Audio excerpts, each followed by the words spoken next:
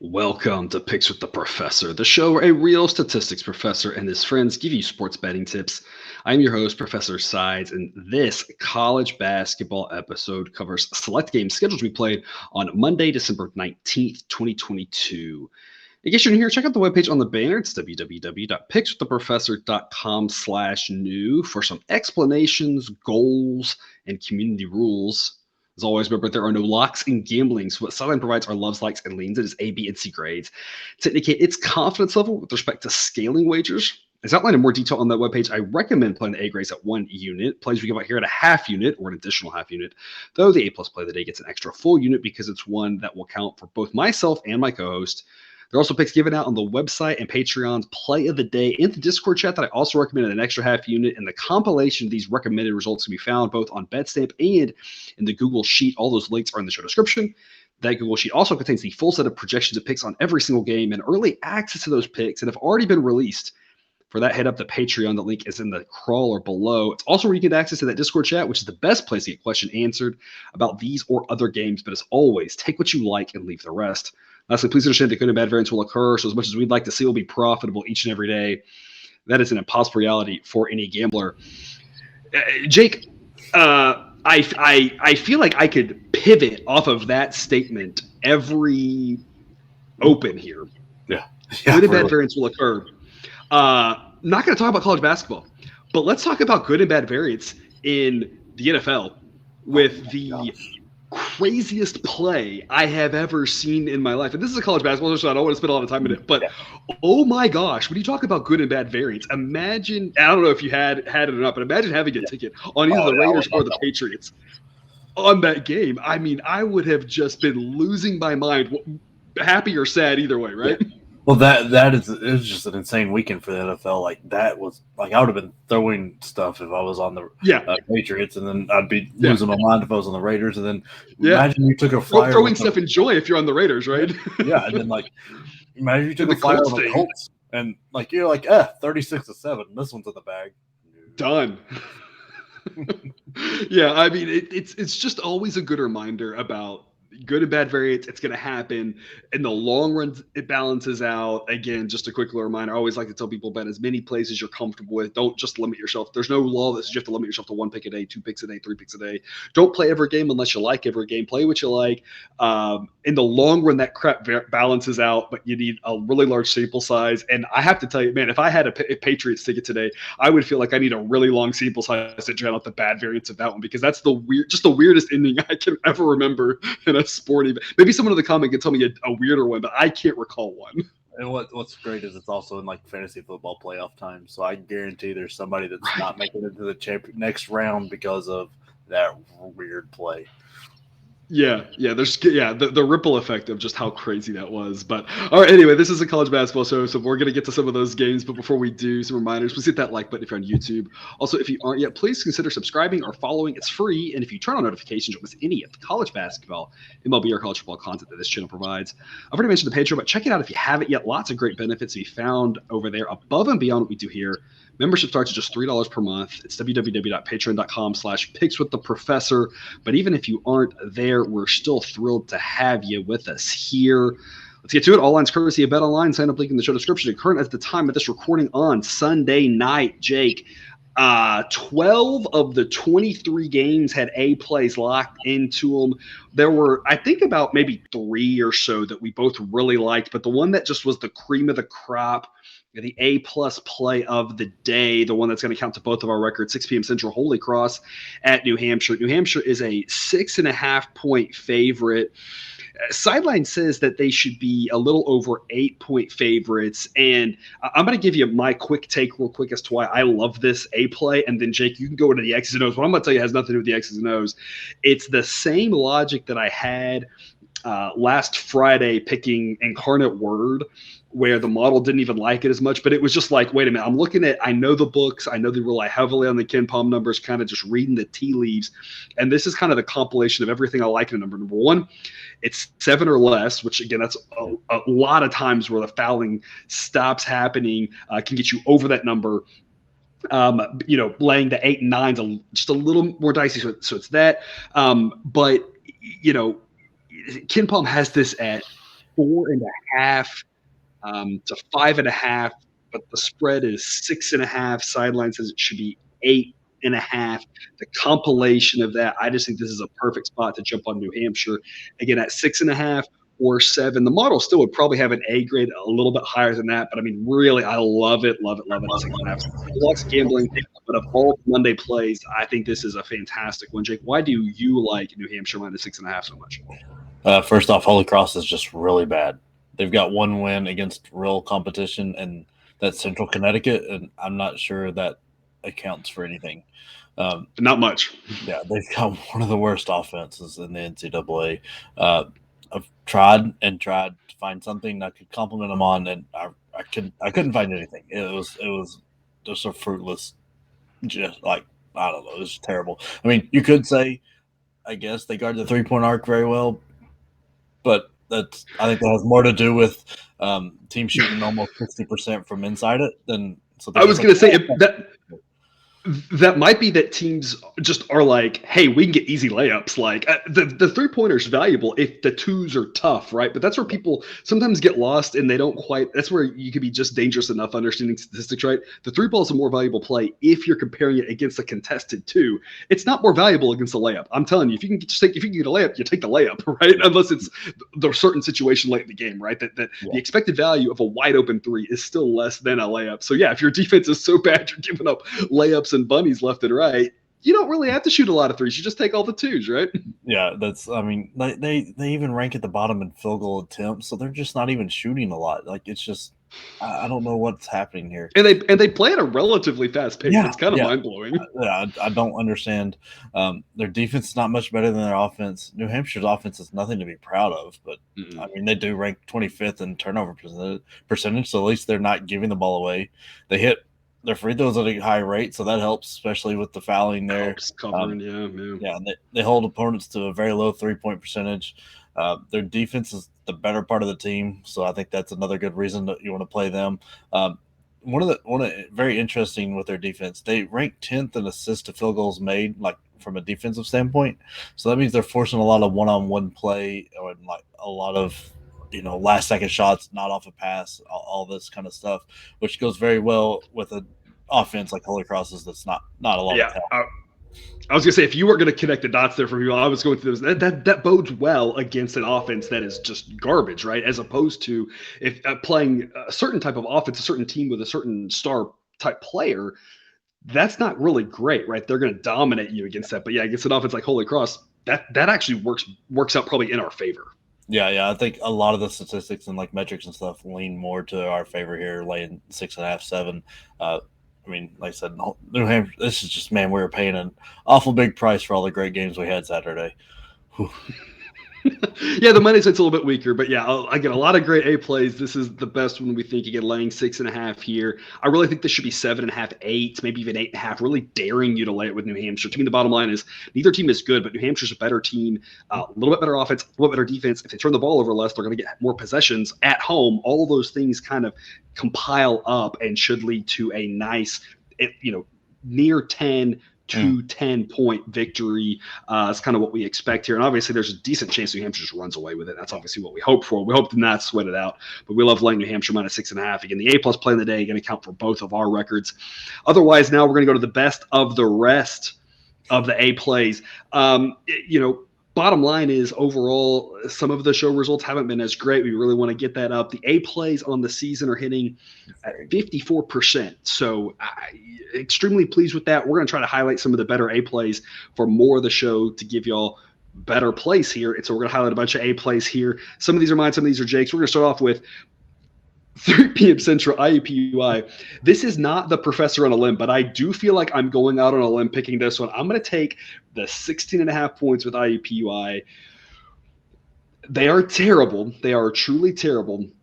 But here's what I'm going to say. I'm going to say 2 things about this game. Number 1, IUPUI seems to play like every Monday afternoon. So at some point, there is a little bit of they might have a better routine down, which isn't necessarily going to help them as much as I think it's going to not hurt them anymore, whereas the teams that they're playing, it could hurt them a little bit. Just having a weird situation, everything's different when you're playing in this type of spot. Southern Indiana probably just not as used to this, so that could be to our benefit. That's not factored into the model whatsoever.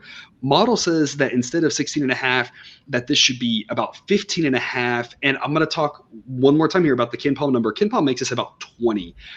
That says a lot to me, because if KenPom makes this 20 and the spread was 23, I would say, okay, there's a decent chance that this is going to be a 30-point game, and that the people who use KenPom as a base and then adjust off of that are saying, but IUPUI is terrible. That would be the direction we'll go. But the fact that KenPom makes it 20 and the spread's 16.5, it really tells me a lot that this number shouldn't be as high as he's making it, which is hard to fathom because IUPUI is absolutely terrible. I am going on a little bit of a limb here. I'm going to look like a fool if this is wrong, because IUPUI has been terrible. They have covered twice this season, so they haven't, gone over. To me, though, this is one of those things where I absolutely hate playing IUPUI in this spot. I feel like I want to get 90 points with IUPUI before I'm happy playing them. I'm sure you viewer feel the same way. I'm sure all of the country, I'm sure of all of America, I'm sure all of Canada, I'm sure of all of whoever the heck else is in other countries betting this crap, because this is going to be crap basketball, probably feels the same way. And that probably means there's value on it, because if everybody is sitting here going, IUPUI is terrible, guess what? That means all the money's going on Southern Indiana. That's going to create a little bit of value for us. So it's not a pick that I love from an X's and O standpoint. It's just, I think this is a smart investment that in the long run it's going to pay off. So I'm going to grab the 16.5 with IUPUI. Jake, how crazy am I for doing that? You know what? I mean, it's on the crazier side, but not that crazy. I mean, Southern Indiana has shown the ability to just not show up at games. And I mean, they're still working on the D2 to D1 transition. So like you don't know how, I mean, they're doing very well, but I mean, there's times for slip ups and things like that. You don't know. I don't know the D2 schedule if it's as rigorous as the D1, like where they're playing so many games. So you might catch them off sleeping here from the weekend, especially with the early game. So I think it's a decent spot to play IUPUI. And of course, the travel is not that far from Indianapolis down to Southern Indiana, 2-3 hour drive. So it's also a situation where it's not, IUPUI hung in there at Green Bay. I believe he was at Green Bay on a Monday afternoon, and that travel's a whole lot worse. So again, it's not a bad travel spot, not a crazy spot here. Again, I just think there's a little bit of value back in IUPUI. Again, not a play I love. It's just a value play. The reason I bring up the A plays on the season, hitting 54%. That's kind of what we're going here. This is one of those, I think this hits like 54% of the time, 55% of the time. It's not, there's no locks in gambling, and anybody telling you that some minus 110 play is going to hit 70% of the time is out of their mind. That's not possible, right? That's not going to happen. So we're just looking for good solid plays. I think IUPUI is a solid play. As much as I hate it, I still think it's worth the investment. So I'm going to put that one here on my record, IUPUI plus 16.5 in the afternoon. At Jake, 6 p.m. Central, North Dakota State at Western Illinois. I really like this one. You're going to take this one for us. This one's going to count for you here, but I like this one as well. I cannot. This is one of the ones that almost made the A+ play of the day. To me, this is a game that's priced at basically a pick'em. But I think Western Illinois is just as good as North Dakota State and at home. So I don't see why they're laying such a short number. Jake, why are you backing Western Illinois -1? Yeah, like this is two bad teams going at it, but it should be an interesting game just because it'll be close. North Dakota State has one win against real competition, and that's super confusing one because it was at Portland. So that was just weird to me. Portland's a pretty decent team, and this team is not. They like to play fast for some reason. Maybe they think that will end the game faster. I don't know. Because they turn the ball over as often as this team is just so bad. Like they just hand the ball away. They don't give up offensive rebounds, so I guess that's good for them. And that's really the only compliment I can find because the rest of this team is just truly terrible. Western Illinois somehow has a worse defense than them, but has a much, much better offense. They do not turn the ball over. The 3-point shot might as well not exist for this team because they do not shoot them, and they're very bad at them. But they're really good inside the arc, and they take the time and find good shots. Western Illinois is just having having to win and being at home makes this a really good play. Add in the fact they got two decent enough guards to control the pace and do a good job, and both of those guys do a good job hitting free throws. This really feels kind of easy for them to win with as bad as North Dakota State is. And that's actually 1.5, not once I've updated the banner there. We're like 1.5 Western Illinois, not a huge difference. Not a lot of games fall right at 1. Once you get above 2, that's when you start thinking more about that. But yeah, laying to 1.5, a really smart decision there with Western Illinois, an A-grade play. Again, I think it makes a lot of sense. Also, total, as of right now, 148.5. I have a hunch which way it's going. I've already given out a play on the total on this to the Discord. So if you're not there, check it out. Again, you can get there through the Patreon. It's $5 a month. I've already given out a total pick. I think by the time this is out on YouTube, I have a hunch that the number won't be quite as favorable as it is right now. But I think there's a pretty good angle on the total there and on Western Illinois both. Another one with these same schools, a lot of these in the same conference here, 7 p.m. Central, South Dakota at UMKC. Some Summit League basketball here on Monday. Summit plays a lot on Monday, so I think we're going to be talking about a lot of these Summit schools. Yeah. A lot of them play zero defense, which at least makes it entertaining. Kind of like the Southland. We're going to lay the 1 with Kansas City. Jake, this is your pick here. Sideline does say it should be 3.5. That's why it gives it an A grade. To me, it's a similar setup as the previous game, right? Almost a carbon copy in that two teams that I think they're probably pretty similar. Home team laying a really short number, probably too good to pass up. Jake, why are you playing UMKC -1? Yeah, that's really about it. It's almost the exact same breakdown. South Dakota has one of the top 30 worst defenses, plays at a very slow pace. They like to turn the ball over, don't force turnovers. Kansas City has a relatively good defense for the level they're at and plays at an extremely slow pace to hide their offense. They don't turn the ball over, or they make up for their turnover issue with rebounding the ball extremely well. They rank top 20 in offensive rebounding percentage.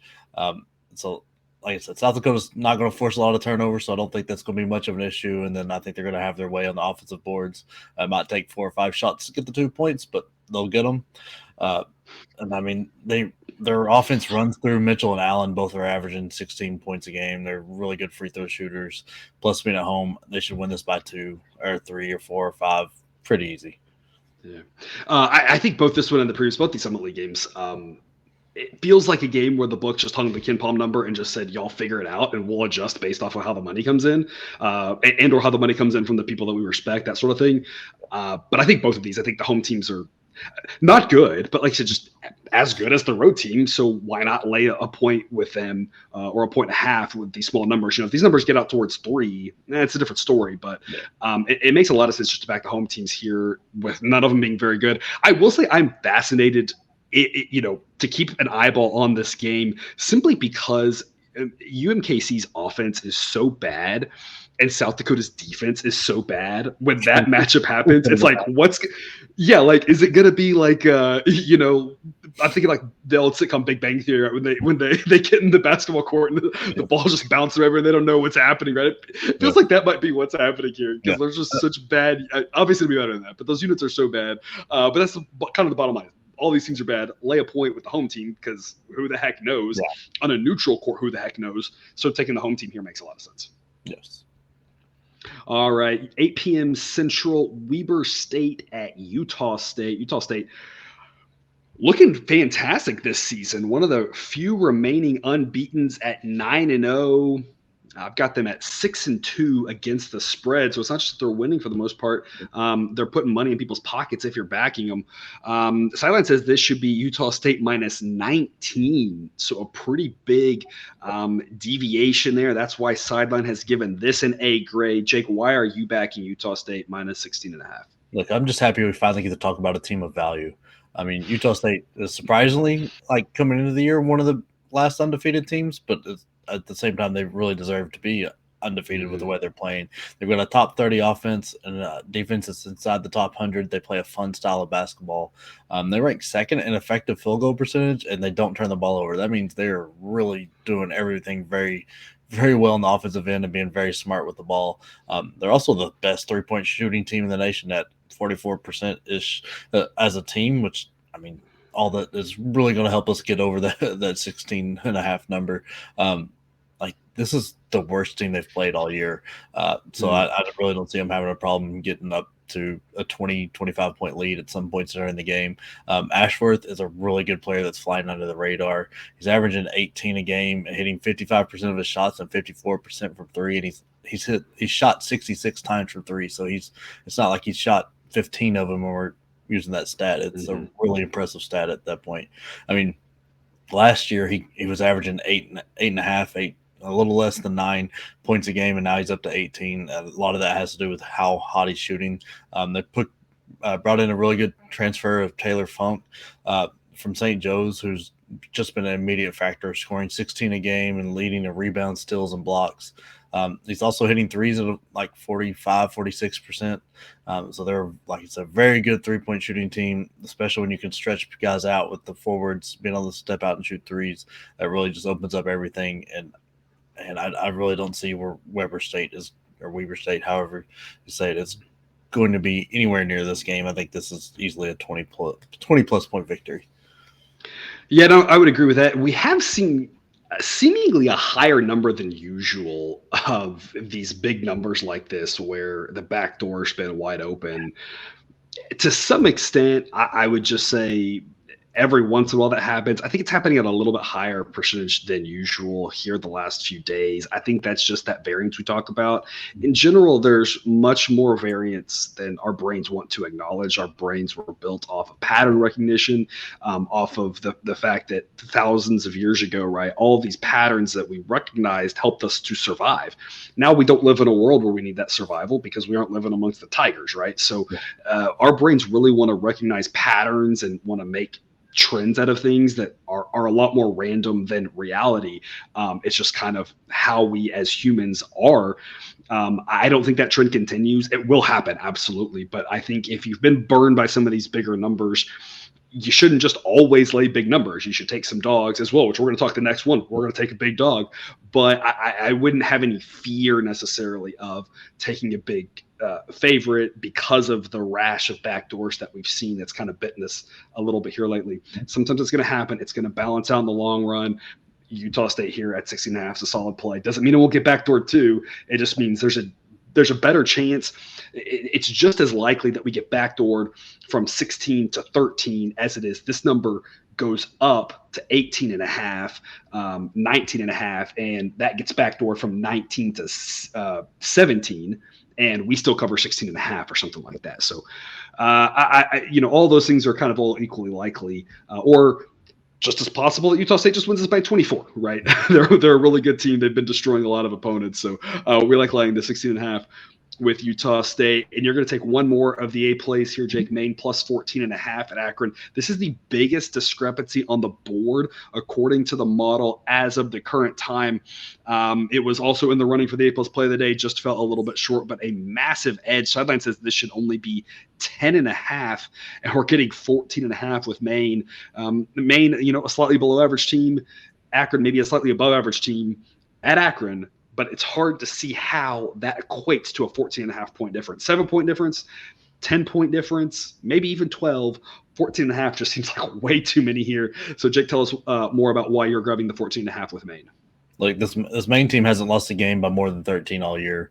It's kind of surprising how the metrics. There you go. I feel like you could have just mic dropped right there. Just boom. Yeah. There you go. Begin. I mean, the metrics read out kind of wild, and I mean, with it, especially not losing a game by 13, it makes us a really attractive play. They have a very good effective field goal ranking with 87th in the nation. So when they shoot, it's typically a really good shot. They just don't rebound or defend very well, but they do a very good job of not turning the ball over, ranking 62nd and. They do a really good job of turning the opponents over, where they rank 62nd in opponent turnover percentage. And they don't turn the ball over that much themselves. They struggle from the free throw line, but I don't think that's going to be an issue here. And if it is, we're cashing with 14 because if we're complaining about the free throws at the end of the game, who cares? We're cashing, no big deal. Exactly. That's another reason I really like this play. I mean, the pace of play is great here because Maine is slow, Akron is slower. They're just very, very slow, and they really take their time on offense. They they don't turn the ball over, but they don't force any themselves, so we don't have to worry about Maine giving them extra possessions. They don't shoot the three ball very well, so once again, they're going to be counting by twos instead of threes, which helps us. And they struggle from the free throw line, so it's just, I mean, everything here adds up to taking Maine. Like, I don't get it why it's this big of a number. When you look at all the different factors, I think we're going to end up cashing this one fairly easy. And no total play on this one from me. The total on this one's 126, and Sideline says it should be 125.5. So I think it's a pretty well priced total, but it's a total that's priced at 100. That's number 126, right? So it doesn't matter if we have to have a play on the total or not to say we're all kind of expecting a pretty low scoring game. As you always talk about, when you can grab a bunch of points in a slow pace, lower scoring game, your odds are just a little bit better. Doesn't mean I recommend parlaying it with the under, because it could easily get to even 127 is a pretty low scoring game, right? 140 is average. So, I mean, if it's 127, 128, 129, 130, that's still lower scoring. If it goes under, which according to the odds makers, it's got a 50-50 chance of going under 126. If it's at 122 or 118 or something like that, getting those points is even more valuable because we're just not many points to go around for either team. So grabbing the 14.5 here with Maine, just way too good in my opinion to pass up. Speaking of low-scoring games, I'm going to give you a double-double here. This is kind of like where we did the parlay segment here, but I'm not going to tell you to parlay these together or not. I'm going to give you a game that I love two things on. If you want to parlay them, great. If you want to take one of them, great. If you want to take none of them, great. If you want to take both of them, great. Right? Again, take what you like and leave the rest. But here's things, again, that I like. Two things on UT Arlington at San Francisco, a late-night game. San Francisco, a pretty good team, but I'm not sure where this total came from at 137.5, given how UT Arlington just has zero offense and plays relatively slow. This number seems way too high. Sideline says it should be 131. And so I'm thinking that there's some value on the under. I've already locked that in. And grabbing the 15 with UT Arlington as well as an A grade according to the model, which is it should only be 12.2. And it's kind of like we were just talking about. There's a little bit of correlation here. If I'm expecting about 130 points, that means that there's some value on the under, obviously, but it also means that getting the big number of points makes more sense. So we're going to grab the 15 with UT Arlington, and I'm going to make a separate play on the under 137.5. Again, take either one of those that you like more or less, or put them together if you want, but I'm going to count them both towards my records. With regards to how the model's done on these teams, it's been pretty spot on with regards to sides and totals. It's actually underestimated UT Arlington by 2.3 points per game, overestimated San Francisco by 1.3 points per game. I think that's within a margin of error to say I think that the number that the model projects of 12 is probably pretty good, but that's also just to say even if it's off, it might actually be off in the direction of more towards UT Arlington. And with regards to totals, both of these teams are within 2 points of their projected totals all season long. So the model's been pretty spot on with them. You never know what's going to happen. I hate to say it because I feel like I'm like speaking it into existence, but also maybe we should test this out, because if I have these powers, we got some work to do. But you always have, this is going to be the game until another one happens, that Iowa State game, where like one team just goes crazy and hits and just makes more than 50% of their threes. The other team can't hit anything. And you have weird things like that, right? So you never really know. But in general, on average, the model's done a really good job identifying these two teams. And the model says 137 is too much, 15 is too much. We're going to grab the points and take the under. Jake, you have any thoughts on that one? Yeah, like from a San Francisco standpoint, I think this could be like a trap spot. They just come off beating on UNLV away from home, which was a bigger game than what it should have been, with UNLV being undefeated and taking out one of the last few remaining undefeated. So they got Arizona State coming to them next right after this. So that's kind of going to be a much bigger game to them than Arlington. So I think it's a very good kind of sleepy spot, maybe a real slow, sleepy first half. And that really helps the under and helps UT Arlington, because I don't see them getting it back out to 15 if they fall asleep in the first half. That's a beautiful nugget right there. I'm going to give you a chance to take some more, give us some more nuggets in the Jake on a Limb segment here. A situation where the model has locked in a B grade pick. It's actually an interesting situation. It actually locked in a B grade pick on St. Thomas -8. At -7, the model likes it even more. That's the current number as of the time of this recording. That's the number that you're going to play St. Thomas at -7. Jake, why is that a good investment in your mind? Look, tonight is just the anti-Dakota's podcast, because we don't like any of their teams whatsoever. Beautiful country, probably. Again, I've not been to like 6 states, and both Dakotas are some of them. It's nothing against you. I just haven't made it up there. But from all accounts, it's a beautiful land. It's just your basketball teams aren't very good. Yeah, I mean, I don't know what to tell you. I mean, they've got a really good hockey stuff going on up there. Ooh, it's true. It's true. So maybe that's where all their concentration is, because it's not on the basketball floor. So, I mean, St. Thomas, we've talked about them and their defense. They still have those defensive issues. But North Dakota is not the team to take advantage of them. St. Thomas has a great offense, and North Dakota has a terrible defense. Miller, Road, and Parker should just have a field day for St. Thomas. They really, I mean, the slow pace isn't going to affect this number, because especially as they get smaller at -7, that really helps, especially when you factor in the way St. Thomas shoots the 3 ball, their effective field goal percentage, and all that. They're taking really smart shots, and they're making them at a high rate, whether that's inside or outside the arc. I don't think North Dakota is going to put up much of a fight there, and I don't think they've got a good enough offense to really score and make this a game. So I think St. Thomas is going to run away with this one. And I'm going to tell you all the same thing I told you about North Dakota State and Western Illinois. I gave out a total play on the Discord. I have an idea of where this total's going, and I think those people have already got some good value on playing a total. Who knows where that lands, but I think that's got a good total play. So if you're not on the Discord with us, again, check that out. $5 a month, get you a ton of extra plays. And speaking of totals, that'll take us to the total of the day segment, and lo and behold, guess who's involved? Another Dakota school, South Dakota State at Oral Roberts. The total in this one is 157.5. Sideline says it should be 163.5. That's a full 6 points off. It's a huge edge. We're going to go over this number of 157.5. Sideline's actually underestimated how many points Oral Roberts has scored. It's overestimated South Dakota State. On average, that balances out. I still think this game gets into the 160s. You have a fantastic offense in Oral Roberts and a below average defense again in South Dakota State. But on the other side of the ball, you have an above average offense in South Dakota State against a below average defense in Oral Roberts.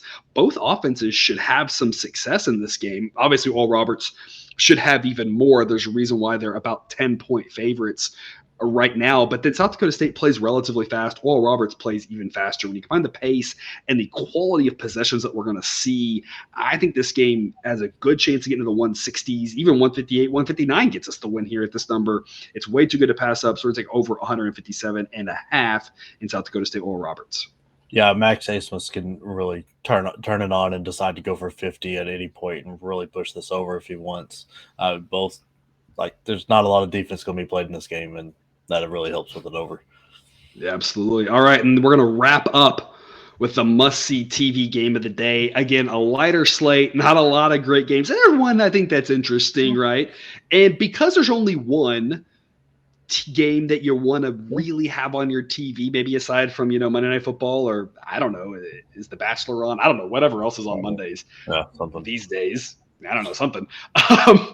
We're going to give you 2 plays on this one. Coastal Carolina is home against Charleston. They're getting 6.5 points. The total is 146.5. The reason why this is a must-see game, Coastal Carolina is an average team at home against a Charleston team that's surprised a lot of people this year, played really well, looking above average, 11-1 record. So, I mean, it's not complete smoke and mirrors with that 11-1 record. They're a solid team. Jake, what is your play for us on this game? Look, I really like the over here. You've got a very good offense in Charleston, and Coastal Carolina's got a very average offense and very average defense. Charleston loves to play fast, and they kill it with offensive rebounds. They hit free throws at a very high rate. Coastal Carolina is almost just a carbon copy of them, just a little worse, like the printer just ran out a lot of ink, except they're the best free throw shooting team in the nation, so that helps. Love getting extra points with the clock stopped when you have an over. They also have an absolute star in Brown. The Eastern Kentucky transfer is having a great year. They're a little loose with the ball, and I love giving the better offense more possessions, so that helps. Charleston is a very balanced team. 4 guys in double figures. Bolin being the main guy, and that's who they're going to run their offense through. That's who's going to have the ball late. He's hitting about 91% of his free throws, shooting the ball pretty well. Not so great from 3-point percentage, but does a really good job of scoring. Coastal, being at home, that helps. Should increase the production from their bench and a little bit of their lesser players to help them stay in this game, keep it close, which once again helps the over.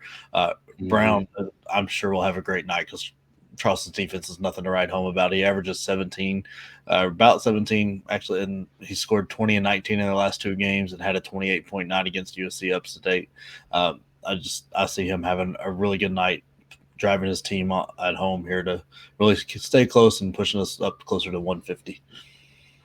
Yeah, and the closeness helps us get more points on average, not always, but in general, the closer the game is, it's more likely that you either get overtime or you get a bunch of late fouls. You do have those sometimes scenarios where it's that perfect one possession game and things just really grind down, but that's less likely. Just like when you have a bigger spread game, more of a blowout game, it's not impossible to just see things get really wonky at the end, but it's more likely that the teams just really put the brakes on, don't want to get injured, don't really have anything to do, and it just kind of is a sleepy last 5 minutes. So the bigger the spread, the more likely that you kind of die down at the end. The closer the spread, the more likely you get an extra few points. Not always, but it's more likely, and that's going to help us. But before I talk about how close the game is, I do want to also bring up one thing. Last week, Coastal played one game. They played at South Dakota.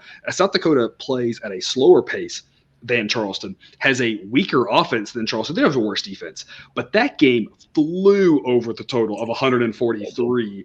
It got up into the 170s. Wasn't even close. And when you look at Charleston and you see the pace that they play at and how good they are, I'm not saying it's going to get to 170, right? I mean, that was a little bit flukish with regards to just how much those teams hit, but the fact that you have a South Dakota team that just doesn't want to play as fast as Charleston, from more average pace. Charleston plays a whole lot faster. I really think I'm with you. Over is the right side. That's the pick you're going to make. I'm going to give you the pick of Coastal Carolina plus 6.5.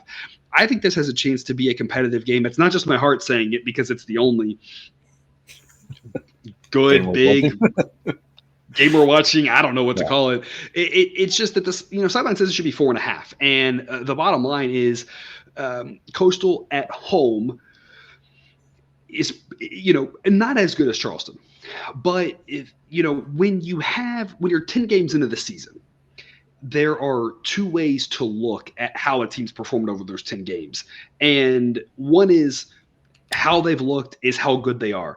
The other is that's just some results from a season that has a long way to go in what we thought about them coming into the season, because we know who's on the team. We know where they transferred from, since so many people are transferring, right? We know what they did last year, or we know how good of a recruit they were in high school, these sort of things. And very rarely are freshmen playing anyway. And so we shouldn't overreact to those 10 results. If you don't overreact to those 10 games that each team's played this year coming into the season, you just said these 2 teams were about that even. And getting 6.5 with Coastal Carolina, you'd be jumping for joy at right now. I don't think that's probably right. I'm not going to ignore this start that Charleston had, but I think that laying 6.5 with Charleston is just a little bit too much overreaction to how they've played. The fear, of course, is late game fouls. This could easily get out to 7 or 8 with the late game fouls, but getting 6.5 is still a pretty solid number. I think Coastal Carolina can hang in this game. I think they might have a lead in the second half. I think they might be down 3 or something, and then it's just a sweat, but you got a lot of points in your back pocket. So I think whether it's just maybe taking a gamble on massive plus odds, and that's always fun, or grabbing the 6.5. It's just so many points. I think it's worth it to grab the 6.5. It's an A-grade play according to the model. That's the pick I'm going to give you. And again, I do like the pick that Jake gave you with the over 146.5. 2 great plays, whichever one or both you want to go for the most interesting game that can be on your television for college basketball on Monday night. Yep, that's for sure. I mean, some of this steam that Charleston started off with at the beginning of the year has kind of fell out. They've played some tight games with Presbyterian, Stetson here, like in their last 2 real games. I mean, I'm not going to count North Greenville, but I mean they gave up 67 to North Greenville, so I don't see any problem with both these teams getting in the mid to upper 70s. Yeah, absolutely. Sideline projects 78 to 73.5. And yeah, like I said, if they give up 67 to North Greenville, they ought to be giving up mid-70s to Coastal. And yeah, some sort of 78 to 75-ish type game gets us well over and gets us a cover. It should be an entertaining game. I don't think Charleston runs away with it. It's obviously possible. Again, I always think about these games as distributions where there is, at the tail of one distribution is Coastal wins this game by 10. At the other tail of the distribution is Charleston wins this game by 25. Those are both possible, but unlikely scenarios. The most likely scenario is it's somewhere between Charleston wins by 0-10, and it's more likely that we cover in those scenarios than not. So we're going to grab the 6.5, and again, root for points in this one and take the over, as Jake said, which is all the games we're going to cover for you on this Monday. Jake, any parting words? No, I'm sorry. I'm going to apologize for my part in this week's slate if I had any, because, man, this is going to be tough to watch. So thank you for Monday Night Football, but enjoy your Monday, because Saturday was amazing. Saturday was wild for sure. Have you looked ahead to Tuesday, Wednesday, Thursday, Friday and seen what? I haven't looked ahead. Not too much. No, I know. Okay. A lot of the bigger teams. It starts to fade up. Yeah. So they're coming back off. It starts to get fade. It starts to get a little bit thinner, not as many games. When you have fewer games, you have fewer chances for the good teams to play each other, which, obviously is what we're looking for. So a little bit weaker of times with regards to slates. But again, as we talk about, sometimes these smaller schools are great investment opportunities because people aren't watching as much. They don't really know. The numbers move quickly. So there's a lot of value to be had out there in the market. If you're interested in college basketball, if you like trying to profit off it, some of these smaller schools are kind of where it's at, as hard as it is to watch sometimes compared to the better teams. Yeah. All right. Well, that's all we've got then. Thanks for tuning into this episode of Picks with the Professor. Don't forget to subscribe so you can enjoy all the sports betting content we've run on this channel. It's up right into your feed. Back again tomorrow with more college basketball betting content. And until then, as always, best of luck. And remember, you can eat your betting money, but please don't bet your eating money.